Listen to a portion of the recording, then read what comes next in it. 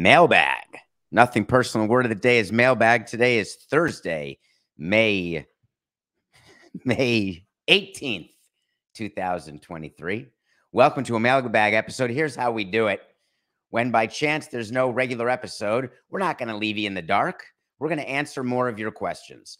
The way to get questions to me, get on Twitter at David P. Samson, Instagram at David P. Samson, maybe even TikTok, or write a review on Apple, put a question in there because we'll check those too. And we'll answer as many as we can in 45 minutes or until Coca gets bored, and that'll be the end of the show. So let's get right in because we have a lot to get to, way too much to get to in one episode. I think that means we're going to have to do more episodes. Hi, David. If you were president of the Yankees, Dodgers, or another high-revenue team at this exact moment, would you be planning your offseason pitch to Shohei, or is it too early? Also, would that pitch look as he really is a generational opportunity? I don't know what that means. Generational, that was the word of the day this past week, actually.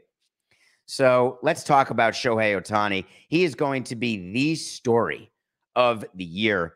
I had told you all that I thought the regional sports network issue that we're dealing with the bankruptcies and whether or not games are going to be for free, where teams are going to make up their money, what impact that'll have on payroll, how it's all going to shake out. That, to me, is the number one story. But then I started thinking about Shohei. Shohei Ohtani is a generational athlete. Not once in a generation, once in a lifetime. There's never been a player like Shohei Ohtani. So what are teams doing right now in the middle of the season? Well, you already know that I made a habit of carrying payrolls around in my briefcase. I would have the current payroll, and I would have it out 1 year, 3 years, and 5 years. And what you do with that payroll is you take the players you have and you take them out what they're going to make. If they're pre-arbitration and they're going to be arbitration eligible 2 years from now, then they go from the minimum, and then you calculate what you think they'll get in arbitration. You add it all up and you see where your payroll is. Then you meet with your owner and you make sure your owner's aware of what the 5-year plan is. Because the worst thing you can do is have a plan 1, 3, 5 years out and not stick to it. Hi, I'm David. No, I'm not doing the stroke test. I'm telling you that I'm as guilty as anyone of having a 1, 3, 5-year plan and absolutely flushing it down the toilet. When we're worse than we thought we'd be, when we're better than we thought we'd be, we put more money in, take money out, trade guys, sign guys, stick to a damn plan. Well, what do you do when you have a possible free agent this offseason? Number one, when you're putting your team together, you're calculating not just what your payroll is going to be, but what you perceive your needs are for your team. You do that based on your performance of this year matched against the performance that you thought you would have. You start by doing it in a micro way with each player. Then you go with the team as a whole. Sometimes the team is greater than the sum of the parts. Sometimes the team is worse than the sum of the parts. Our teams were often worse than the sum of the parts, and that's bad.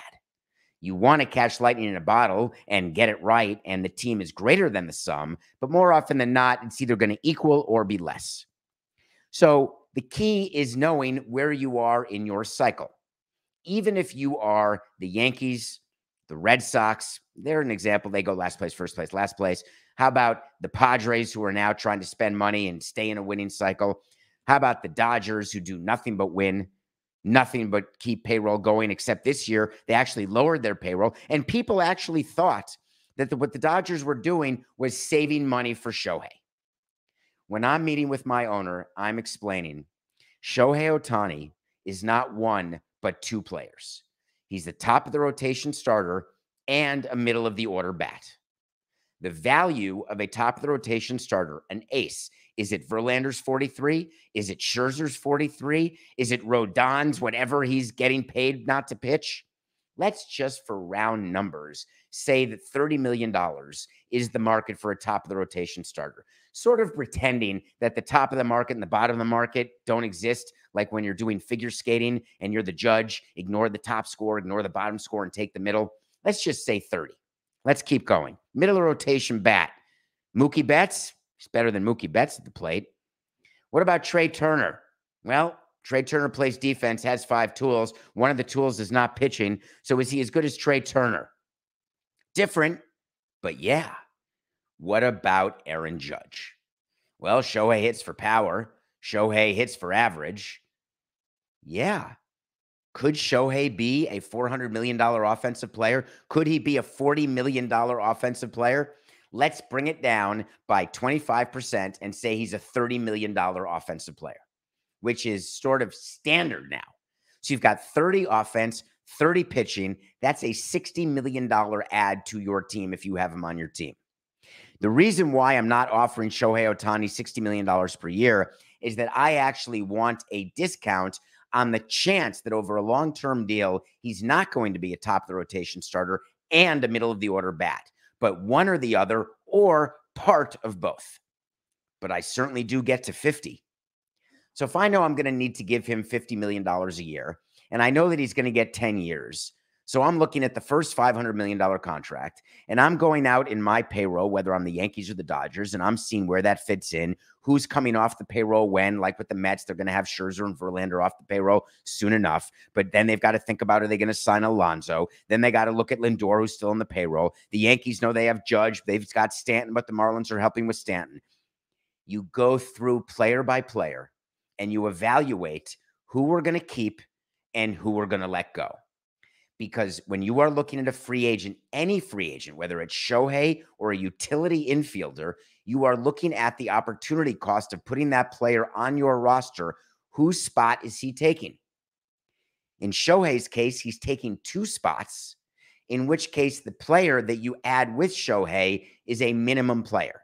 So you're really paying $50 million plus $740,000, which is the minimum next year. So $50.7 million for Shohei Ohtani and the second player. There's not one team who would not value having Shohei at that number. Problem. Baseball is not like basketball. You can't win with just Shohei Ohtani. The Los Angeles Angels of Anaheim have shown you that you can have Shohei, you can have Trout, you can have Rendon, and you can be looking up at 81 games every single year. So you've got to keep money available for other players.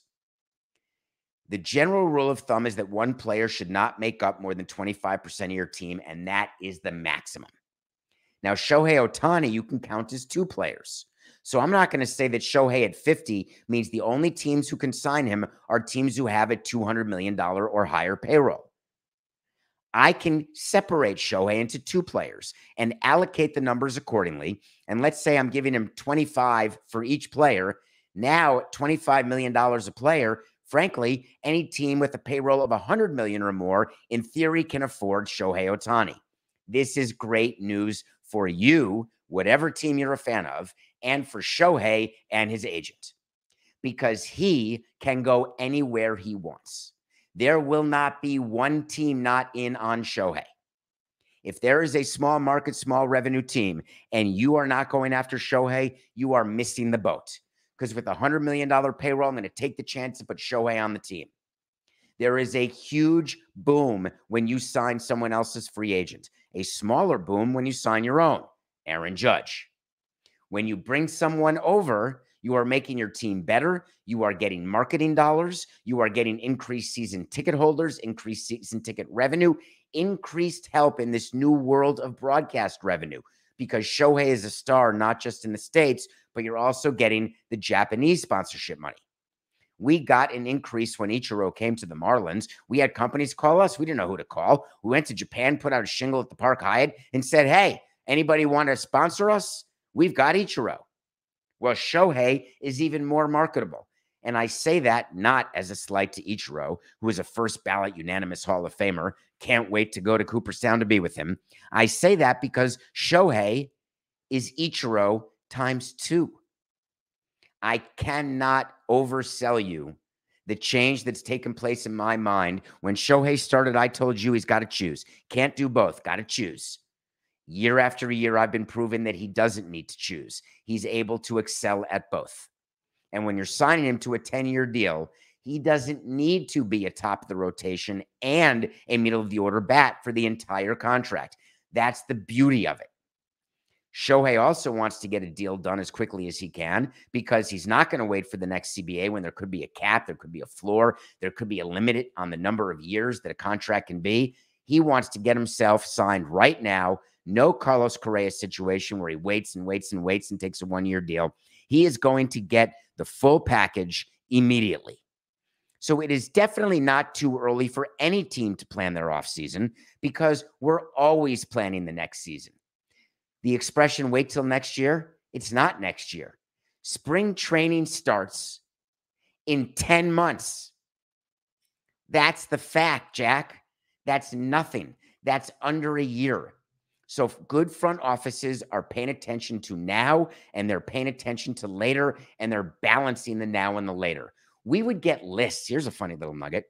We would get lists of potential free agents, not just 1 year out, but 2 years and 3 years out. And we'd look at the free agent list. We'd follow them to see who signs a deal and to stay with their team. And they'd get crossed out, like take them off the list. But we'd be following because we'd be thinking about who's our target. It's not like at midnight in November of 11 that we said, hey, how about Jose Reyes?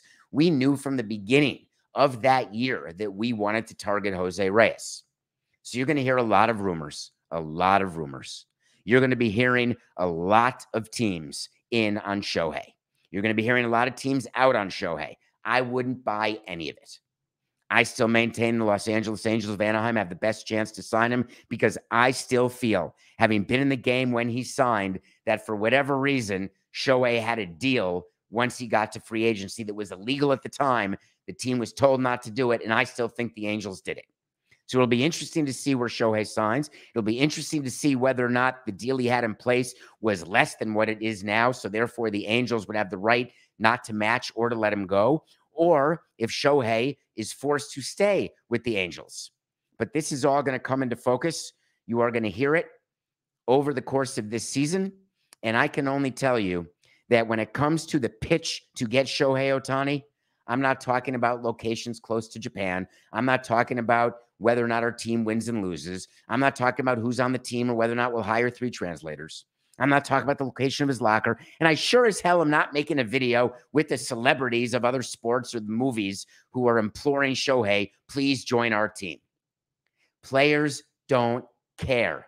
We do that stuff because it makes us feel good and we can release it through PR and it gets put in the paper and we can put it on social media and make it look like we're doing stuff that's outside the box. The bottom line is Shohei Ohtani is going for a record. And I mean the record in amount per year, the record in the amount total for the contract. And Shohei Ohtani is going to get both. Hello, David. Hey. Love the show. Thank you. Can you please explain the roles of ownership group, president, GM, vice presidents, etc.? Thank you. You're the reason I've decided to never see my car's gas light again. Wow. If I've taught people one thing over these 3.5 years that we've been doing Nothing Personal, it is please do not run out of gas. All right. So you're asking me about a baseball team and a baseball organization and how it functions. I'm going to tell you how it should really function, and then we'll touch on how it does function.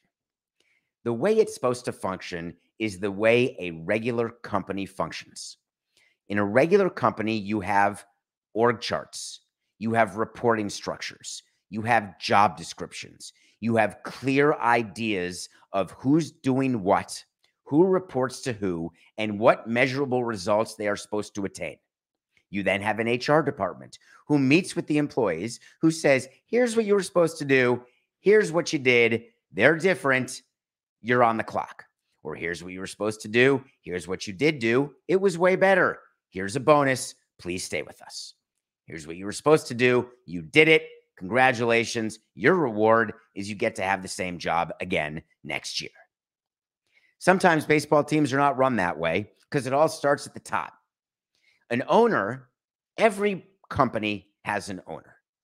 Public companies have lots and lots of owners. When you own a share of stock of a public company, guess what? You're an owner of that company.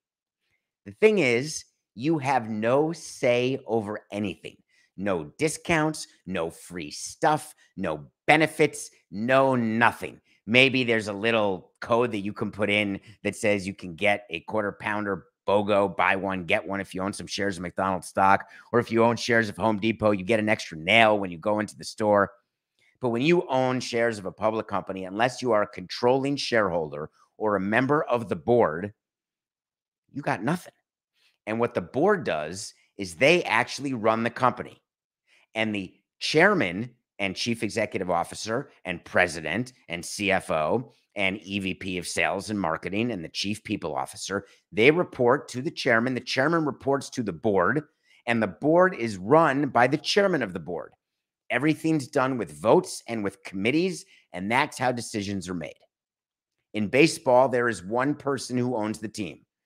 Don't be misguided when you see John Henry and Tom Werner, they own the Red Sox. John Henry is the control person of the Red Sox. John Henry is in charge of everything that the Red Sox do within Major League Baseball. When the commissioner needs someone to vote, it's John Henry's vote. If John Henry and Tom Werner can't come to an agreement, John Henry wins. Even if their partnership agreement calls for equal say, 50% John, 50% Tom, baseball does not recognize that. Baseball has the control person who is the decider. But let's just say that there's a single owner of a team. Let's say it's Matt Ishbia, or let's say it's Josh Harris. That's a good one with the Commanders. Josh Harris gave that list in that press release of how cool it was to have all these great limited partners. Magic Johnson sent his tweet, and Norman Rails' son was excited to be a part of it, and yada, yada, yada. You know what? It's a bunch of horse hockey. Josh Harris is the new owner of the Washington Commanders. And what Josh Harris wants, Josh Harris is going to get. So what the owner is supposed to do is surround himself with people who are going to do the jobs required to run your team. And a team is like another business. What's your product? It's your players. Your players are your product. You have someone in charge of that group. That's your general manager. Then you've got people engaging with your product. Those are your ticket holders. You have someone in charge of that. That's the vice president of sales. Then you've got people to tell people about your product. That's the vice president of marketing. Then you have people figuring out, hey, how much money do we have? How much money are we making or losing? That's the chief financial officer. Underneath those are people who report up to those who run those different departments. You've got salespeople and you've got assistant salespeople, and they report all the way up to your head of sales. You've got people on the ground floor in marketing. People are coming up with ideas, and it's all filtering up to the head of marketing. You have a treasurer. You have people in accounts payable, accounts receivable. It's a full organization, and they report up to the CFO. The president of baseball operations, or the general manager, whatever you want to call it, they've got assistants who do things, assistant GMs. They've got head of player development. That's the person in charge of getting the young players good when they're older. Then you've got the head of scouting. That's the person that says, look at that young guy. Let's bring him into the organization and then give him to development and let him develop into a major leaguer. All of those people report up into the GM. So the owner has several direct reports. The president of baseball operations, the CFO, the VP of marketing, the VP of sales, the president of the team. Sometimes what owners do, and in my case, this is what happened. Everybody reported to me, and then I reported directly to the owner. But in reality, that's not how it worked. If you actually pay attention to the chain of command, in theory, when the owner had a question or wanted something, he would call me. I would then call who was ever necessary to answer the question, and then I would report back to the owner. The owner would say, what do I want? What do I not want? And I would then make it happen. But the owner, my owner, as well as every other owner I've ever met, looks at the chain of command, looks at the org chart, and says, you know what? I feel like calling the clubhouse guy today. I feel like calling an agent today. I feel like calling a player today. I feel like calling the AA hitting coach and saying, what the hell's going on with the guy we just gave $5 million to?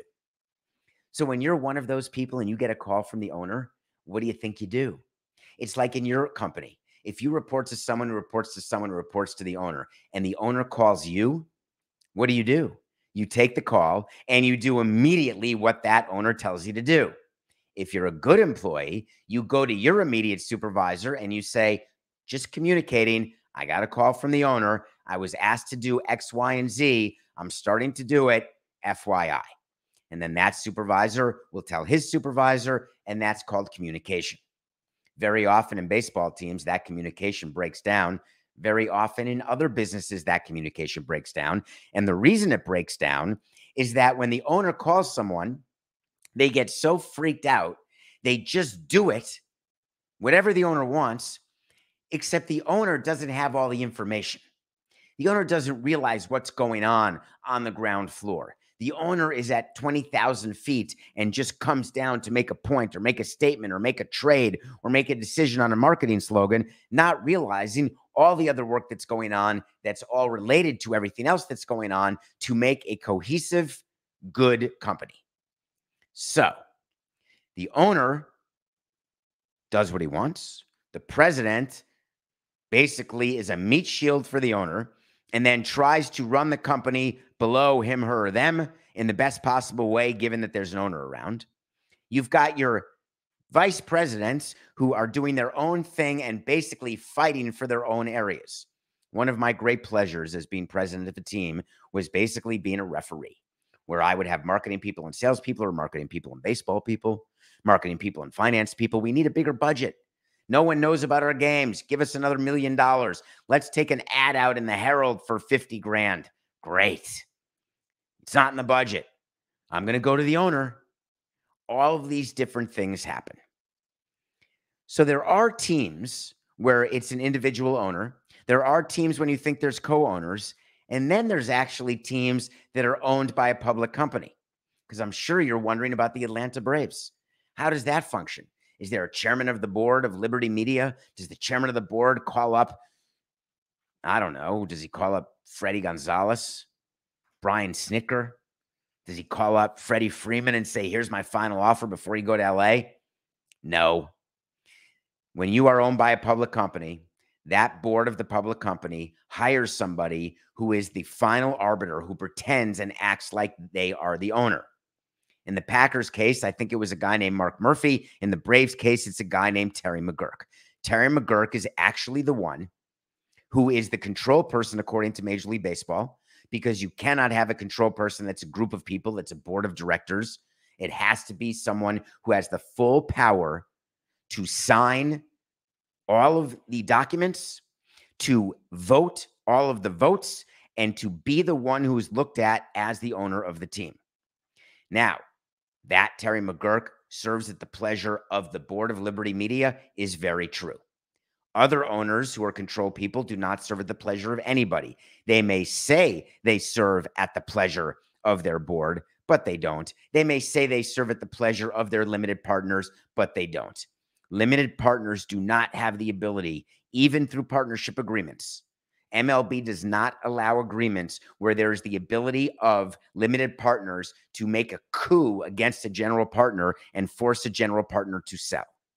Now, baseball cannot control when there is a corporate owner and that they assign Terry McGuirk. Just so you know, they can get rid of Terry McGuirk. Baseball cannot get rid of Terry McGuirk, because as we've seen with teams and with leagues, you don't want your league ever to get rid of an owner. You saw what happened with Danny Snyder. You saw that football never actually voted to make Danny Snyder sell. You see in only very, very extenuating circumstances when something happens like a Donald Sterling, where a sale is forced, but the ideal is to never let it get to that. So that's that. All right. Let's go to a quick break. When we come back, we're going to talk about someone who asked a question about Passover cakes. But no, that's not really what the question's about. It's about service time. Such a great topic. We'll be right back.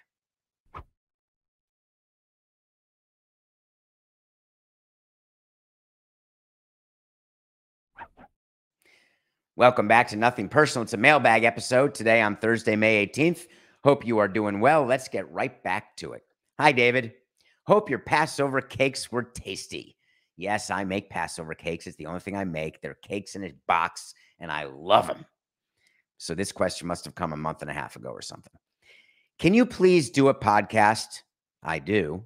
Explaining how exactly it works for service time when you bring players up and send them down again, And if they play until the end of the season but start the next one in AAA, how does that work for service time? And what about DFA? What's that? Thank you. I love the service time conversation. We can't have it enough. And it's come to everybody's head because you read about things like service time manipulation. Service time manipulation is what teams do to players when they want to keep the players longer and pay them less. That is the easiest way to define service time manipulation. Players view service time as gold. They want it so badly. Owners view service time as something they don't want to give unless they have to. You've seen a couple of things happen this season in the baseball world that have been interesting, and I want to point them out. There are times when we have sent players down to the minor leagues. A player goes to the minor leagues. When you're on the minor league team, you are not getting major league service time. So if you've been in the league for 2 years and you need 3 years before you can be arbitration eligible, if you're in the minor leagues, you can't get your 3rd year. Sometimes when players are sent down, they report to their minor league team, they raise their hand and they say, you know, my elbow's been hurting. And you say, you never came into the training room. And he says, well, I did, but I didn't make a big deal and I was fine. But now it really, really hurts. And then the team says, good luck, you're on the minor league injured list, which means you don't get service time. And then the player says, but I want service time. And if I'm on the major league injured list, I get service time like I'm actually playing on the major league team. So I'd like to be on that list. And the team says, hell no. And then the player says, hey, Tony, is there any way that we can file a grievance? I would very much like to tell you that I was hurt as a big leaguer. And there's a rule. When you're hurt as a big leaguer, you cannot be optioned down until you're ready to play and healthy. You cannot option an injured player. If the player is injured after he's optioned, like in the first game back in AA, and he says, oh, I just hurt my knee, but it was hurting the whole time, we're going to win that grievance. If the player doesn't play a minor league game after he's optioned, complains of injury, it used to be we win that grievance, and now everybody's soft.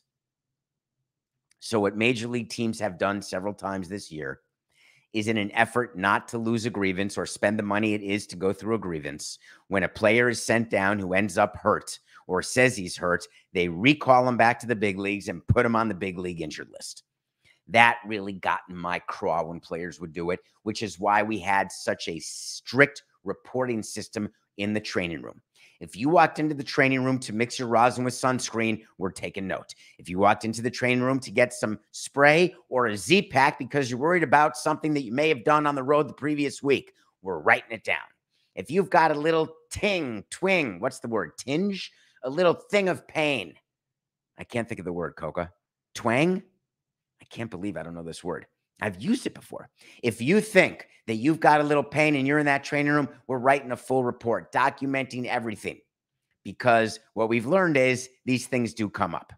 So here's how service time works. You bring up Jordan Walker to start a season of the St. Louis Cardinals. He stays on your team for a full year. Every day he's on the big league roster, you get a service day. A year is after you've been on the big league team for a year. You get the full year. You're known as a 1 year. When you see people are 1 plus 70, that means they've been in the big leagues for a full year plus 70 other days. There is nowhere in the collective bargaining agreement that talks about consecutive days. It's total days of service that count toward you being arbitration eligible and eventually a free agent. It's not consecutive. So what the players did in the last collective bargaining agreement was really funny. They made a big deal about service time manipulation. And what they said is, here's what we're going to do. We're not going to let the Samsons of the world bring up Miguel Cabrera June 22nd to make sure he's not arbitration eligible for an extra year. We're not going to let people bring players up in May so that they get them for an extra year on the back end, but still they're Super 2 arbitration eligible. What we're going to do is we're going to make every team put its best players on the field from day one, because if you bring up a player late and they end up winning Rookie of the Year or Cy Young, we're going to pretend they were called up the whole year. And the number of teams who changed their behavior because of that new rule in collective bargaining, wait for it, 0. Not one time is it discussed in the room when you're making your team or figuring out what to do with your player. Hey, let's just bring him up anyway to start the season because he's going to win Rookie of the Year anyway. So he's going to have a full year of service. We might as well just do it. No, you do not assume that those goals are going to be met. When Jordan Walker made the Cardinals, everyone was so excited. This is great. But guess what? Jordan Walker was sent down. And when you're sent down any time of the year, your clock stops. So for every day that Jordan Walker is in the minor leagues, it's as though a day passed at the start of the season when he was in the minor leagues. It's the same math. So if he's down in the minor leagues for 1 month, from April 20th to May 20th, that's the same as being called up for the first time at the end of April, as though you had spent the first month down in the minor leagues. And guess what else we carry in our briefcases? We don't just carry the payroll. We also carry the roster and the people on the roster and what their service time is. And it gets updated every day because we are very aware when we need to get players back to the minor leagues because they're about to attain either arbitration or free agency. It's much more common with arbitration. We are aware when we need to find 40 days of that player to go down. So guess what we do? May not be happy to hear it, but it's a fact. We wait for that player to not perform. So we have an action that we can take that will withstand a grievance, and we send the player down. And that gives us the clock back that we wanted in order to manipulate his service time. It's not just the Cardinals who do it. Every team is looking at this. It is irresponsible not to look at it. Let me give you a good example of why it's irresponsible not to do it. I'd like you to think about the business you run, the business you work in, what you do for a living. Do you think there's anyone watching over your expenses? Do you think that you work for a business where you can just charge a first-class ticket or a $500 meal or go out with John Morant for a night and just put it through and it gets paid? There are people watching your expenses. Do you think there's people watching over what the rent is in a factory where your products and widgets are made? What the terms are of the lease? What the overall payroll is for all of the human beings who work for the company? What the cost of goods sold is? How much money is being spent on marketing? All of it. Every dollar's being watched. And do you find that offensive? I've never understood why in the sports business, people view running a sports team like a business as though you are doing something that is against the law. That is so horrific that you deserve to be pilloried when everybody in every business does the same damn thing. I never got it. I was happy to be the forward-facing person, the one in public saying, yes, we're a business. I have an entire show talking about the fact that we are business. So, of course, players' service time is going to be manipulated because anyone will do anything to make the cost of the product lower and keep the profit margins either going from loss to a gain or a small gain to a larger gain. Totally normal. So the way it works in baseball is you have 40 people who can be on your roster, and their names are entered into a database, and they are officially property of that team. So you have 40 players. The 40 players are made up of 26 players who are on your active roster who are eligible to play that day's game, plus any players on the 15 or 10-day injured list who are not on your 26-man roster, plus any minor league players who are forced to be on the roster because they had been minor leaguers for the necessary number of years, 5 years. A player on the 60-day injured list does not count as a roster player, which is why you often see players put on the 60-day injured list, because then they don't count as a roster spot, so you can have another person on your team to replace the injured player. What happens when a player is ready to come back to the active roster?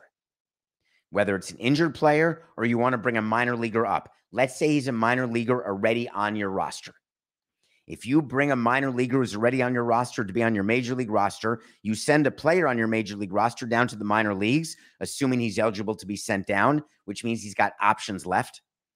But a player who's been optioned 3 different years can no longer be sent down to the minor leagues. There's a bunch of other rules of when a player can't be sent to the minor leagues.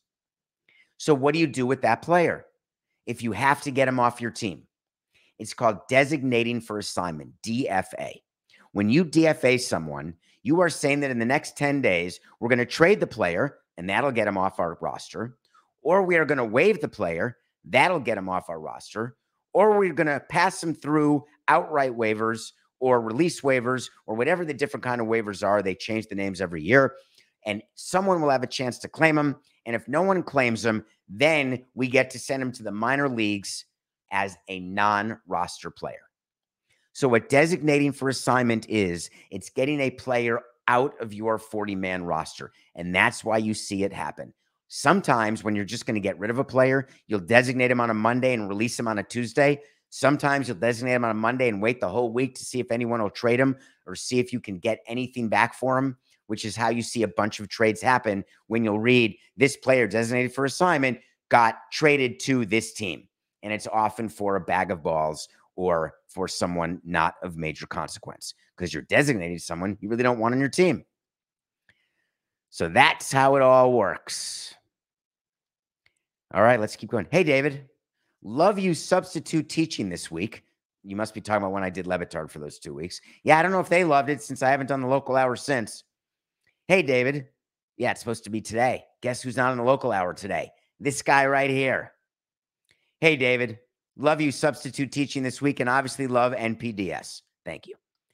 Can you touch base at some point on name brands and their value of sponsoring fields? For context, I'm watching the Twins Royals tonight, and for the life of me, I can't think of a positive return on investment for Target being the main sponsor for Target Field in Minnesota. Thanks as always, and appreciate your shows. Shh. I can't believe we chose this question, Coca. That's not smart of us at all. We're not supposed to tell people that there's absolutely no ROI for these naming rights opportunities.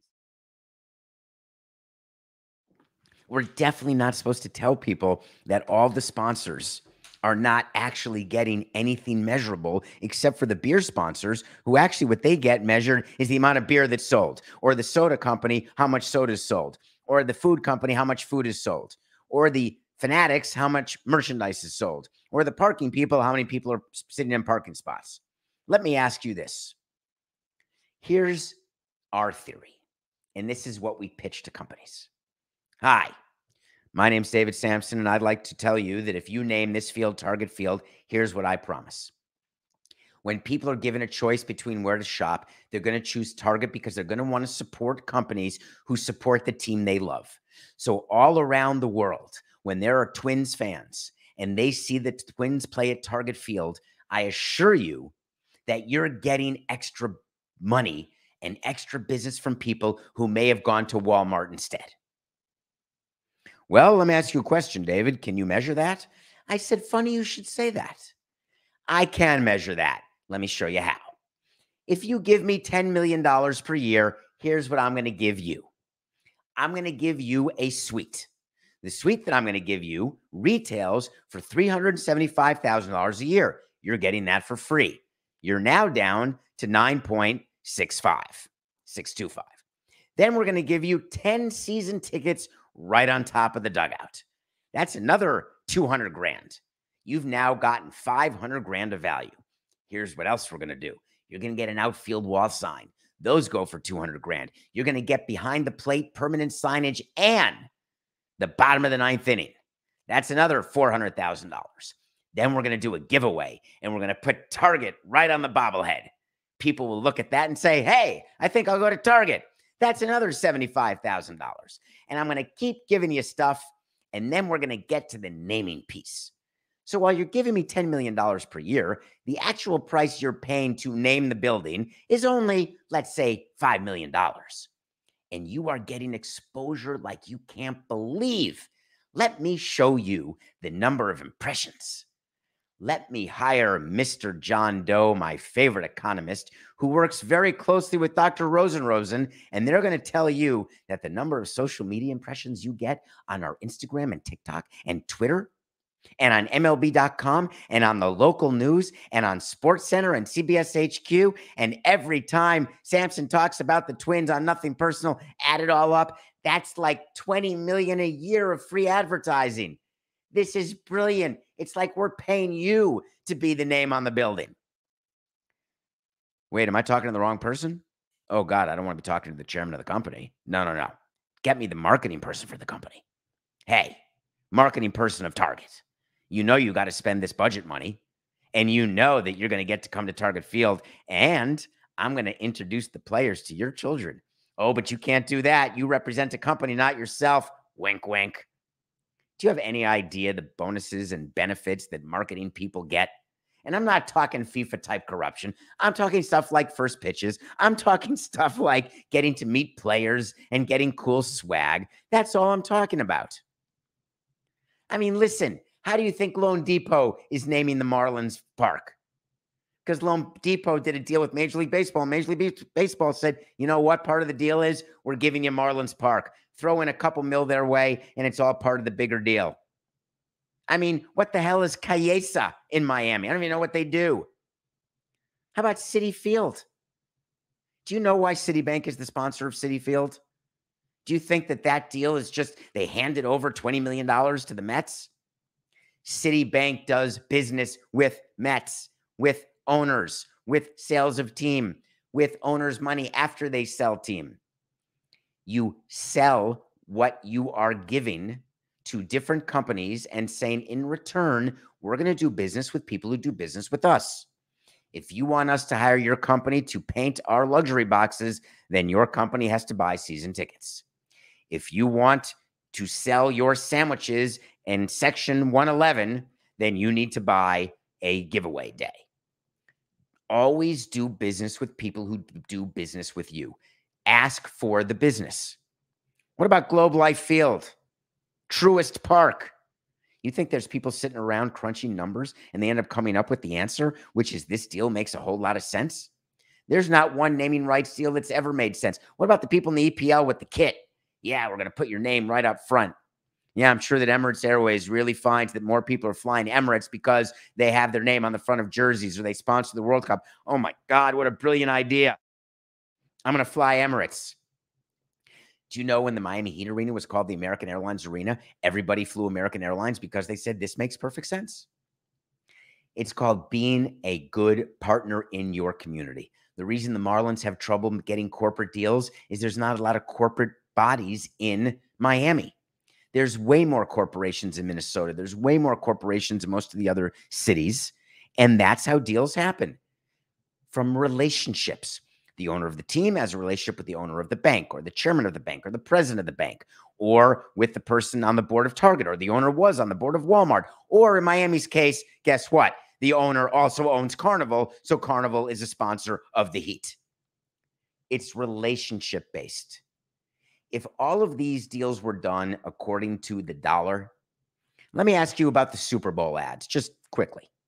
When you see a Super Bowl ad, does it change your behavior? Or do you like being associated? Do you think about the Clydesdales and think, I'm going to have me a Bud Light? Or are they saying if you haven't chosen which beer you're going to drink and you're just starting to drink beer, think of the Clydesdales, start with Bud Light, and then that's all you have? There are reasons why there's marketing done to kids who have not made their decisions, like the Cola Wars. Believe me, if you're a Pepsi person, you're drinking Pepsi. If you're a Coke person, you're drinking Coke. The Cola Wars were not meant for you. Cindy Crawford, Michael Jackson, Madonna, they were not meant to get you to switch from Coke to Pepsi. They were meant to get people who are just starting to drink soda to choose to start with Pepsi. It's like the Marlboro Man. If you're going to smoke, smoke our stuff. I get all that. I get the investment. It makes perfect sense to me. That said, it is not a dollar for dollar analysis. I can get anyone to tell me that this deal works and that this deal makes sense. And I can get anyone to tell me that it absolutely does not make sense. They can't get an ROI. That is business in a lot of different ways when it's not an actual amount that something's worth in a market like, hey, this is the cost of a share of stock or the cost of an ounce of gold or the counts of a Bitcoin, where there is absolutely no discussion. This is what it's worth today with a buyer and a seller. When it comes to marketing, you know this. It's much more cloudy. And I love working in the clouds because in the clouds, you get a chance to sell to somebody a vision. You get a chance to make someone feel good about the money that they have to spend anyway because it's in their budget. So they might as well spend it with their local team. This has been going on for decades, more centuries, and it will go on for centuries to come. I promise you that. So yes, thank you for asking that question. I guess I can't tell you about a positive ROI unless I work for Target, in which case I would look right at the board of Target. I'd go right to Dave St. Peter of the Twins, and I'd say, here's my offer. And guess what? It's just business. We'll do another one of these again, I promise. This is nothing personal.